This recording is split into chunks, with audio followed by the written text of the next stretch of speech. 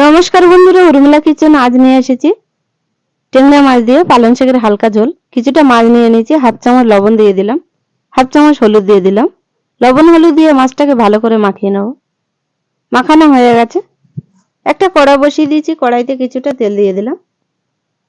তেলটা গরম হয়ে গেছে, এক এক করে মাছগুলো দিয়ে দেবো। মাছগুলো সব দেওয়া হয়ে গেছে। এক পিঠ ভাজা হয়ে গেছে, উল্টে আরেক পিঠ ভেজে নেব।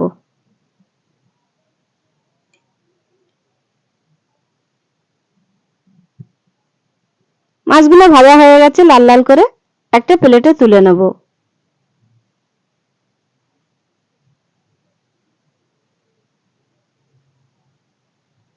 মাছ ভাজার তেলের উপরে ফোড়নের মধ্যে দিয়ে দেব 1 চামচ রসুন, কয়েকটা কাঁচা লঙ্কা। রসুনের গন্ধটা যেন না থাকে ভালো করে ভেজে নেব। একটা পেঁয়াজ কুচি দিয়ে দিলাম, হালকা আছে পেঁয়াজটাও ভেজে নেব।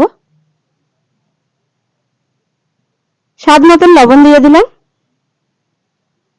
একটু নেড়ে দিলাম। হাফ চামচ হলুদ দিয়ে দিলাম, হাফ চামচ কাশ্মীরি গুঁড়ো লঙ্কা দিয়ে দিলাম, হাফ চামচ ধনে গুঁড়ো দিয়ে দিলাম, হাফ চামচ জিরে গুঁড়ো দিয়ে দিলাম। মশলাগুলো সব দিয়ে ভালো করে পেঁয়াজটা ভেজে নেব। পেঁয়াজটা ভালো করে ভাজা হয়ে গেছে, কেটে রাখা সবজিগুলো দিয়ে দেব।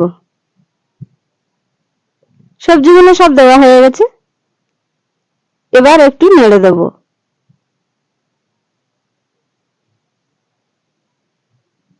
সবজিগুলো ভালো করে কষতে থাকতে হবে। শাক থেকে জলটা বেরিয়েছে, জলটা ভালো করে শুকনো করে নেব।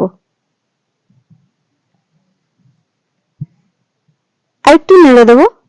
জলটা অনেকটা শুকনো হয়ে গেছে। সবজিটা প্রায় কষা হয়ে গেছে, আর একটু কষে নেব।